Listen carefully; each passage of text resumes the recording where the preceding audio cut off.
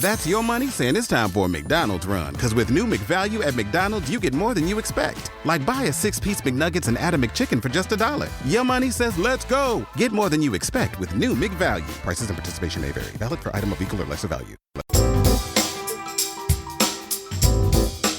Hello, I'm Walter Cunningham, the lunar module pilot on Apollo 7. Welcome to the Dr. Sky Show.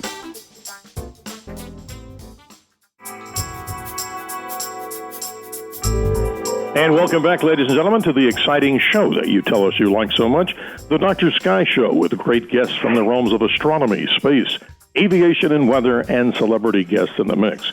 And first, I'd like to thank our producer of the radio show, the Dr. Sky Show, Richard Dugan of radio station KZSB in Santa Barbara, California. That's AM 1290.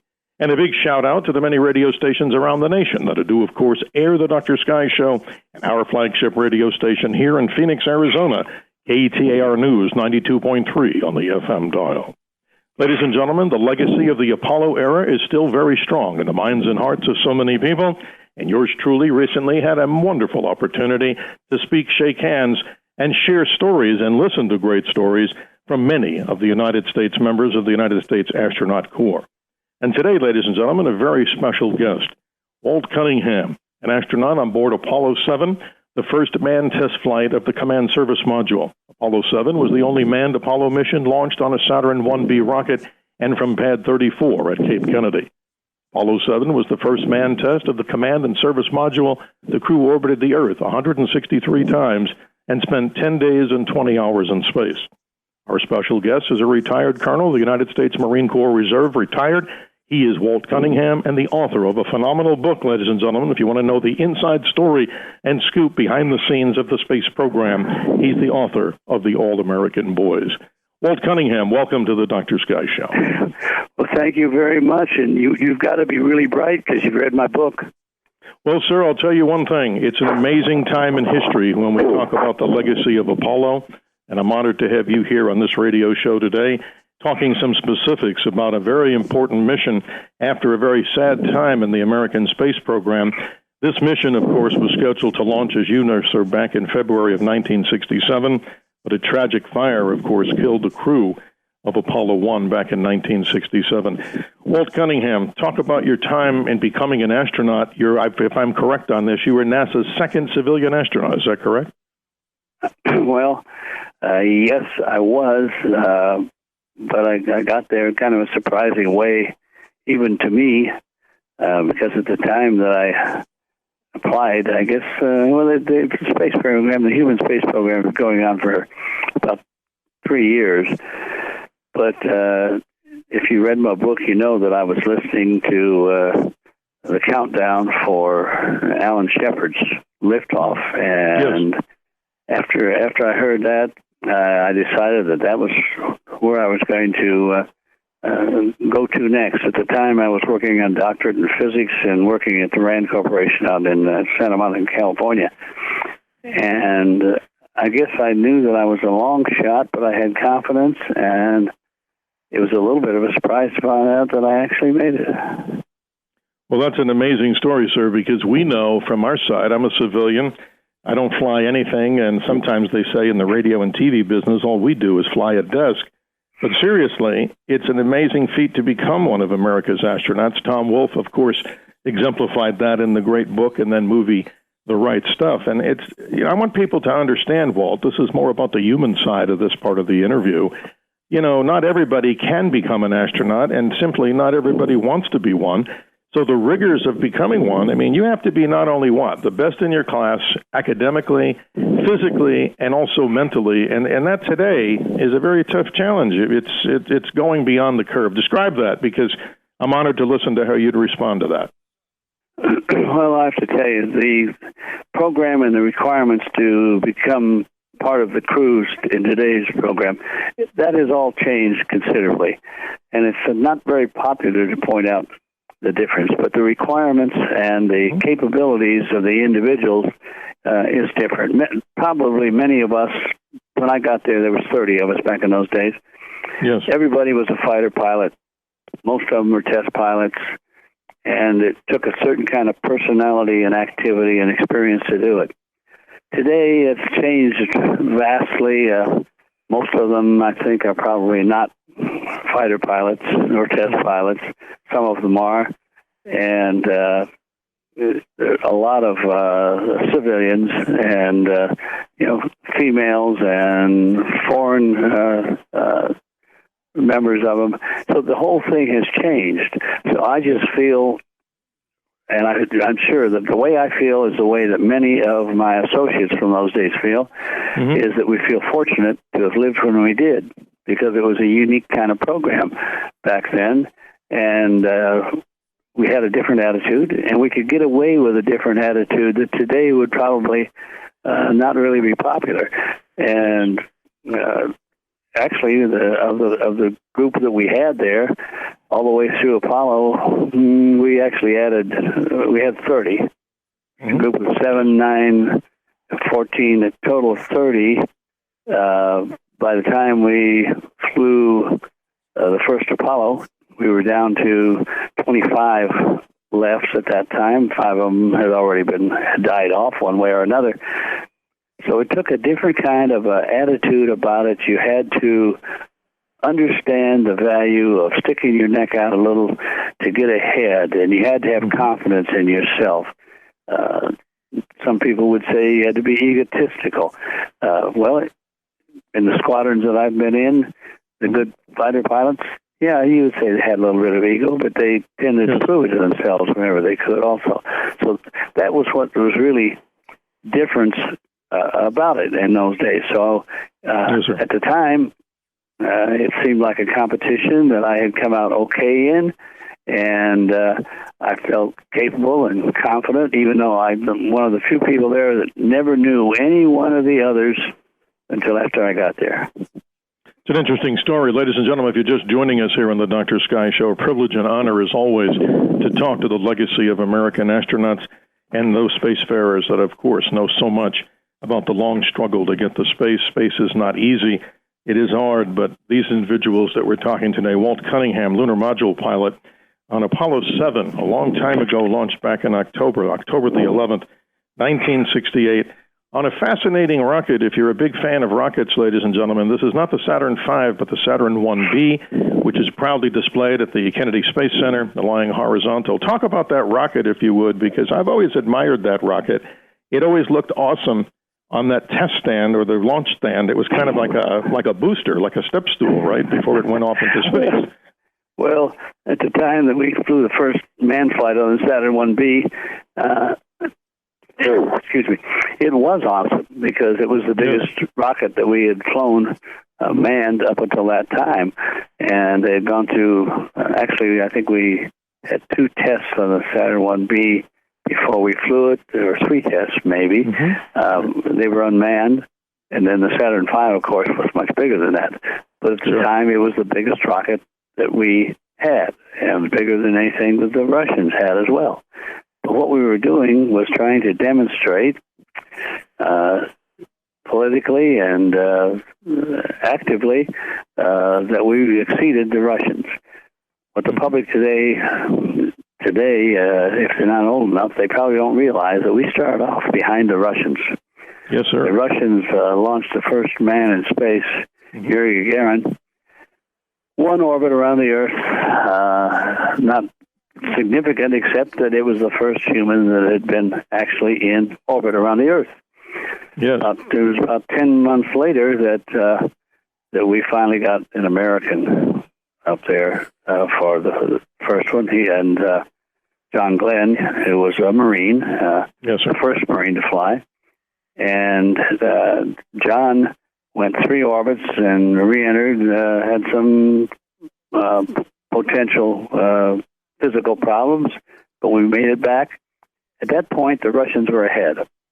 The next thing we did, following, I think, about 4 manned Mercury flights, we started what we call the Gemini program. And on the Gemini program, that was there to fill the time between Mercury and Apollo, because Apollo, they were already working on to develop the hardware and then to fly the missions to get manned to the moon. But Gemini program that came in there, flew manned missions for about 2 years, and what they did is they really 3 areas. They showed that we moved ahead of the Russians right then. That was extravehicular activity, rendezvous, and docking. We had to do those things. We managed to, I'd say pretty well perfect them for a 2-man rocket. And by the time the Gemini program was over, we had moved ahead of the Russians, and to this day, which is almost 50 years later, to this day, we are still technically and operationally quite a bit better off than the Russians. Oh, it's an interesting story. Yes, sir. In spite of that, we have been totally dependent on the Russians to get one of our crewmen up to the space station, for the last, let's see, I think the last time we flew a manned here was 2010. 2010 or 11, right, with the last shuttle, but you're right, sir. Absolutely. And it's time we do something about it. Well, we go pay the price, $80 million to have an American ride up there in a vehicle that is really not terribly capable, and you're very, very tight. You're essentially along for the ride because the Russians, they're mostly, their vehicles, they can fly unmanned. And in an emergency, one of them might have to do something, but essentially it's not the same kind of operation that we've been in. So I'm looking forward to just getting back into the air again with some new rockets and getting back to running our own missions. Walt Cunningham of Apollo 7 is our special guest on the Dr. Sky Show, a legacy of interviews here for the last 10 years from great guests who talk the talk and walk it from astronomy, space, aviation, and weather. And as you were mentioning the Gemini missions, sir, I'm reading this, and obviously this is something that I'm learning. I keep learning about space every day, like the listeners do. Your mission, Apollo 7, was the first to carry a crew into space since Gemini 12 back in 1966. And, of course, the sad loss, which we pay homage to on this show and every show that we do, talking about spacefarers, Grissom, Chafee, and White, who perished in that horrific fire in Apollo 1. But your mission, if we can go into some technicals, was an Apollo C mission called the New Block 2 Command Service Module. Obviously, they had to do what? Top to bottom, make changes to make sure that this spacecraft not only was safe, that the potential for having fire on board the craft was non-existent, and, of course, you had to what? Do the check ride for this particular rocket, the Command Service Module, before the great Apollo 8 mission to the moon. Talk about the mission, because this is fascinating on your 11 days in space. Well, this is a pretty interesting story that the public probably doesn't know much about, and if you don't mind me taking the time, I'd like to bring that up to date. Please do, sir. We want to hear it.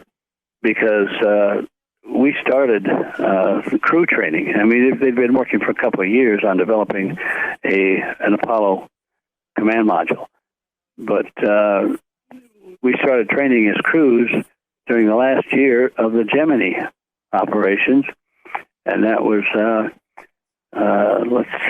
66, at the beginning of 66. Of course, the public wasn't aware of some of this because they weren't even aware when we appointed crews. But the first crew that they appointed was Gus Grissom, Ed White, and Roger Chafee.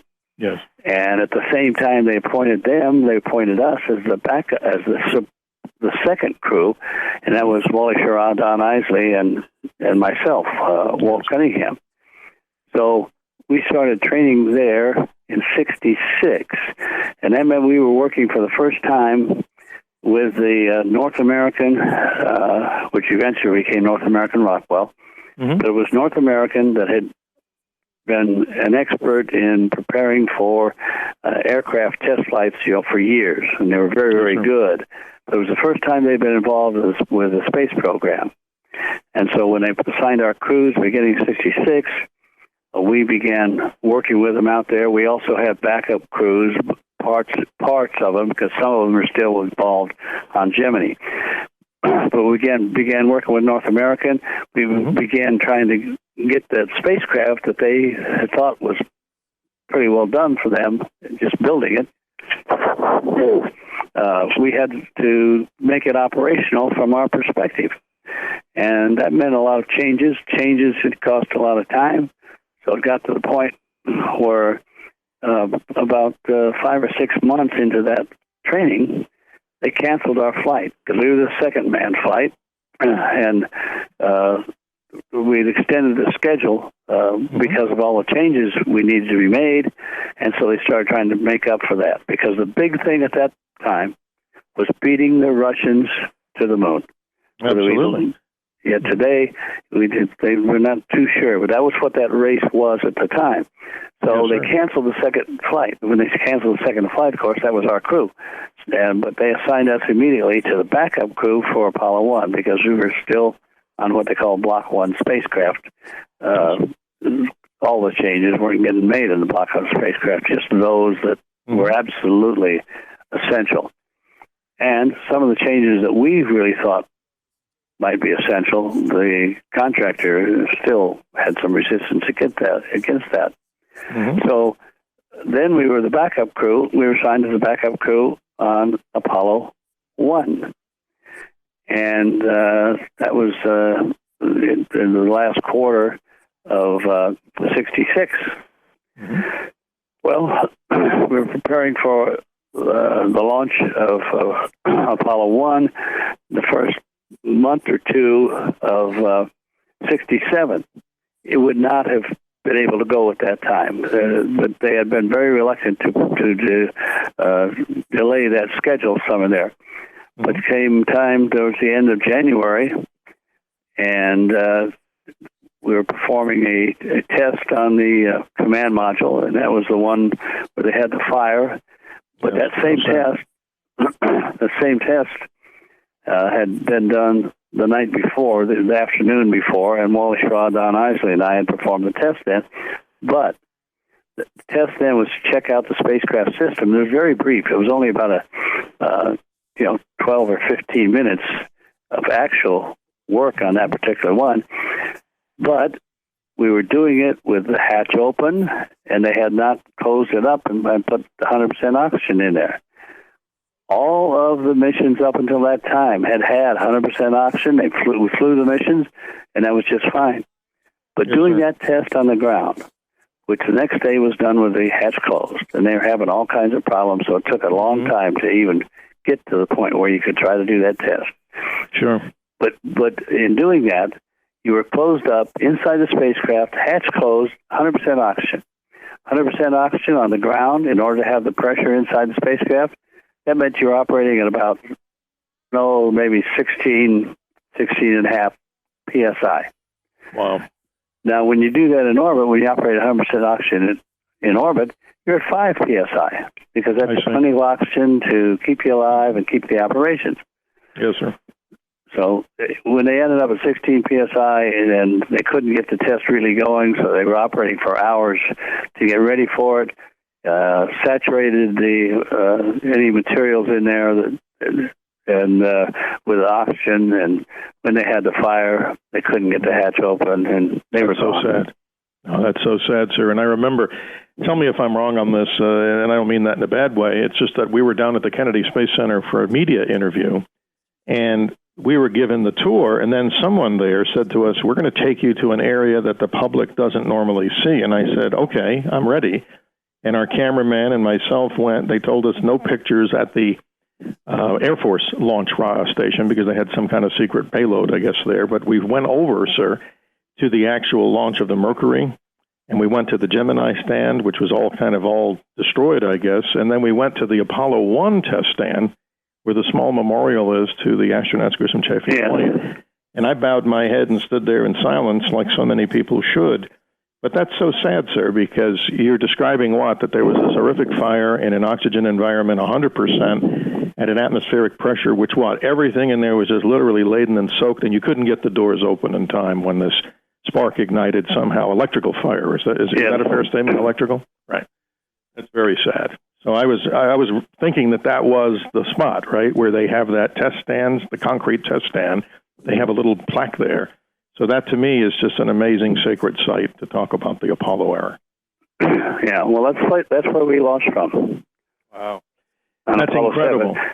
Yeah, in Apollo 7, the few people know that on the numbering of it back there, what we now call Apollo 1 was because Gus Grissom, and after he was gone, his widow was pushing on it, and Gus was trying to get it called Apollo 1 because it was the first manned Apollo.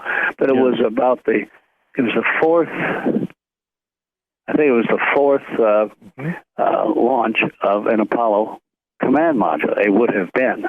Yes. But when actually when they got killed, they went back to the regular numbering system, and that would have been Apollo 4 at the time. So by the time we flew, and when we flew, it was amazing. It was absolutely amazing because we launched 21 months later, and we've lost a couple of shuttles, and I think the quickest any one of those got off afterwards, even though this problem was well known for them, even from the beginning of that. It was like, I think 31 months was one and 33 months was on another one. So here we were, 21 months after the fire, and we had made 1,040 changes, most of which you wouldn't think of as, kind of trivial. For example, just fixing how a switch worked or what position it was locked in, trying to keep from bumping switches, things like that. But then we had some systems changes and all that as well. And 21 months later, we launched. That was the 7th Apollo launch. I said that Gus and Ed and Roger, that would have been the 4th Apollo launch. The mission at the time, we had done everything we could to make it as safe a vehicle as possible, but all of us knew that we need to go off into space. Even today, actually, you're sticking your neck out a little bit there. Yes, sir. Well, that spacecraft, Apollo 7, it turned out, and even to this day, it was the longest, the most ambitious, the most successful first test flight of any new flying machine ever. Well, this is amazing, folks. If you're listening to the show, of course, and we thank you for doing so. The Dr. Sky Show always gets great guests. How about today's guest, Walt Cunningham, lunar module pilot, Apollo 7, talking and reminiscing about the entire early Apollo program, his mission. And, Walt, I'm going to read something here to this audience. You know it. You lived it. This also has some memorable credits to the Apollo 7 mission, the first three-person American space mission, the first live television broadcast from an American spacecraft, and naturally, as we talked, the only manned launch from Launch Complex 34, some 163 Earth orbits in some 11 days. You lived it. I got to ask you this, sir. What's it like to ride the rocket to space? Because I imagine, like many others, Wally Schirra had a great love for Gunther Wendt and so many of the astronaut corps. He was like the last person, I guess, that people saw when they placed people like yourselves into the capsules in Apollo and beyond. But what's it like to get into that particular capsule? It's not a very big environment, and what's it like to be launched? What's that feeling like? We'll never experience it ourselves. We got to listen to a guy who's done it.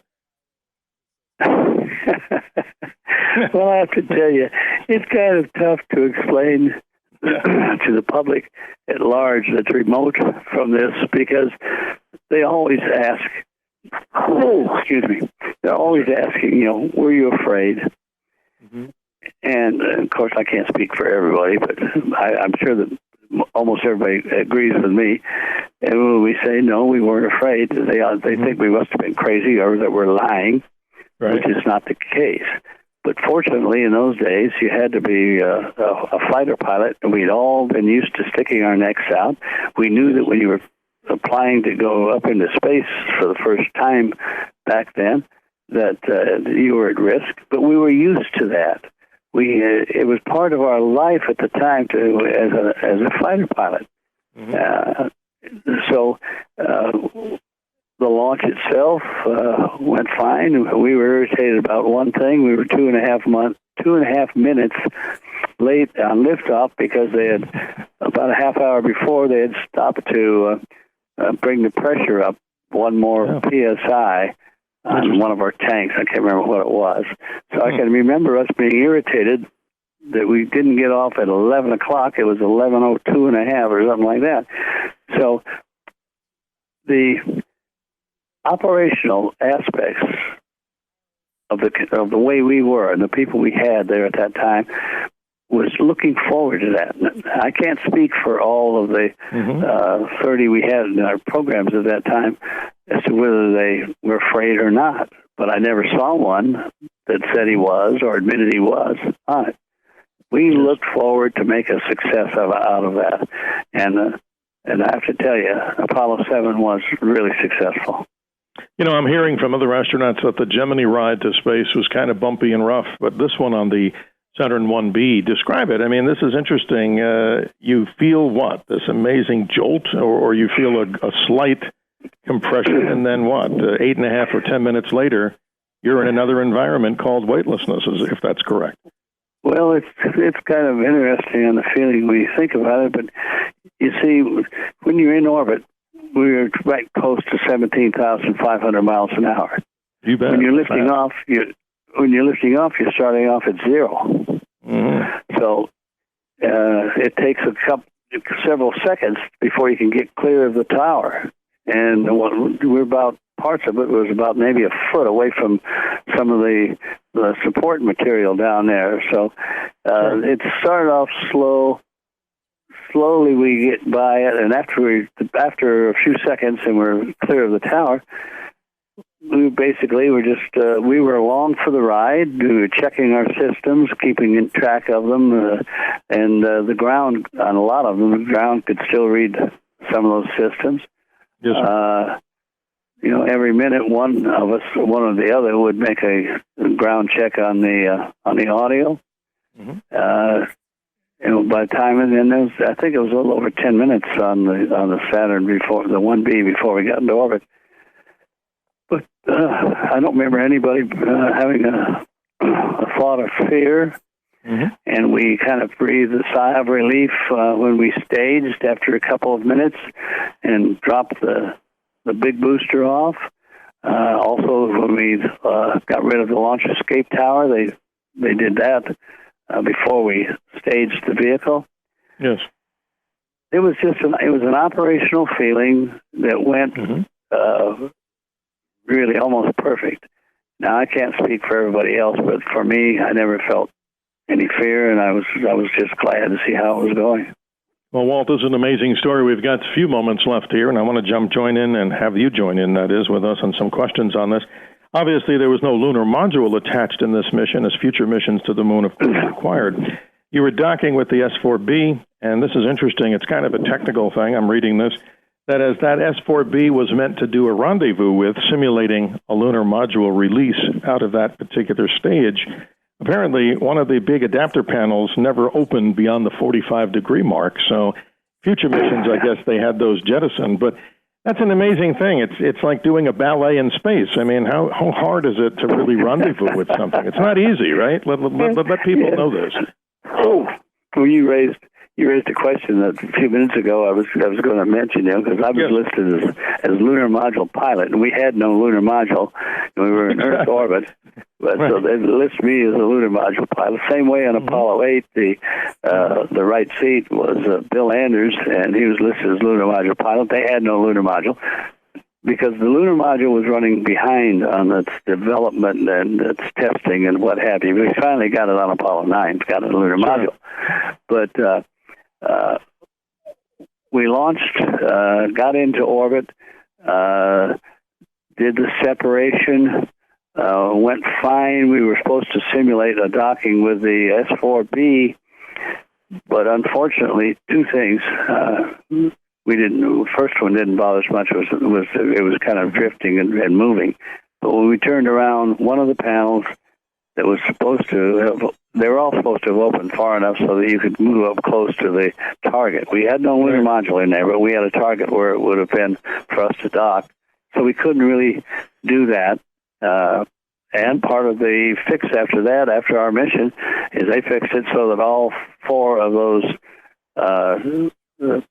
pieces of the S-4B would blow off completely as opposed to just open up like that. So that was a good plus that came out of it.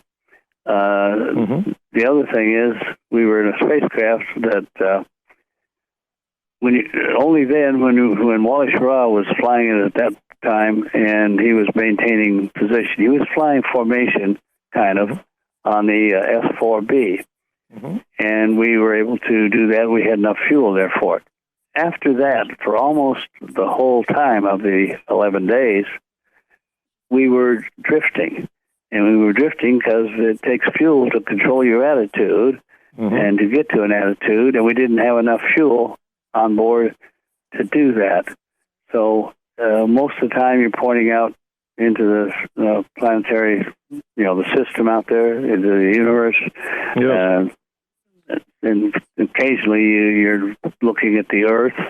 Occasionally you can take pictures. There's a lot of reasons why we couldn't get a lot of pictures, but that's the way it went after we got into orbit.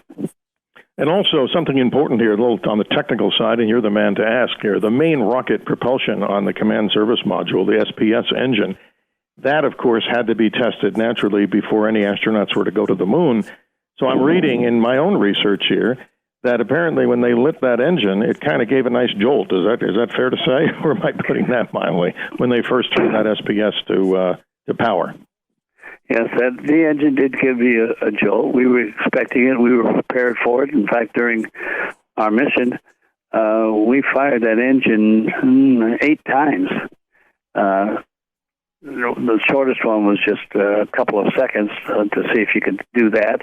Then we had, I think one was over a minute on that. That felt good. We felt like we were moving like we were for a change, and you could feel your back against the couch.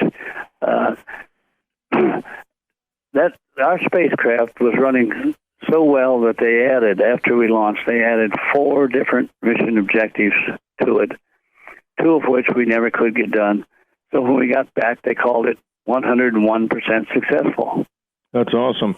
And that paved the way, ladies and gentlemen, in our interview today with astronaut of Apollo 7, Walt Cunningham, to get the next crew, Apollo 8, to do the circumnavigation of the moon, the most memorable time in history. But without you guys, we would never see this great success moving forward. And to all the astronauts, we want to thank you. Just a couple of quick closing comments, sir, and your response on the more personal side. You, of course, and the crew were invited by President Lyndon Johnson at a ceremony on November 2nd, 1968. Unfortunately, at the time, and this is interesting, all these Apollo crews were given the Distinguished Service Medal. Your crew was then given it later in time in the year 2008. Why I'm mentioning this is because you deserved it just like the rest of those guys and people who supported the program. And then, on November 6th of that same year, you appear on the Bob Hope Show with Barbara Eden of I Dream of Jeannie. That's, to me, awesome. So there's a lot of stories behind the what was it like to meet President Johnson on the ranch? That must have been pretty cool. Well, he's not too far away from where we were stationed down here, but I've been with him on a number of occasions. He was actually a very nice guy, and we did have afterwards, we had the press conference and the medals presented there at the ranch, the Johnson Ranch. Mm-hmm. He was very hospitable. In fact, when we flew into there, he took us in his car, and he drove us around his ranch a little bit before we got started. What was the other question you asked me, though? No, I was saying you also appeard on the Bob Hope Show with Barbara Eden. Oh, yeah. Well, you see what happened that occasionally people might know. I've got an Emmy sitting out right near my front door here where I live, and nobody ever even asks about it. But we had the first live television from space. Oh, yeah. And there was some fuss over that between Wally and the ground. And there were several other problems. When we got into orbit, Wally got a cold. And most of the public out there thinks that we all had a cold. It's not the case. I never had a cold. Sure. I think I actually coughed once or twice, and he didn't have a cold either. So it's kind of strange. But Wally was operating in a slightly different philosophy than we were, and I'll tell you why. Yes, sir. Wally and the ground. Wally was insisted that he was in command of the mission. Mm-hmm. And that's because his father had been an admiral and his grandfather had been an admiral. And Wally said that whoever's in charge of the ship was in control of that ship. Wasn't the people outside from the ship. So he has basically established a kind of a negative feeling from the mission control people. So they did later, many years later, actually, I learned that they turned off just moving that crew. But I went on into I had been already scheduled to go in to for our first space station to go up there. So for about 2 years, I was running that, and I was scheduled to fly that one until Pete Conrad, who had a lot of seniority to me, and he decided to stay, and he came in charge, and he was very, very one of the most capable people that I knew in the program down here. So I ended up going out and making a living instead of hanging around and just being a backup for that one.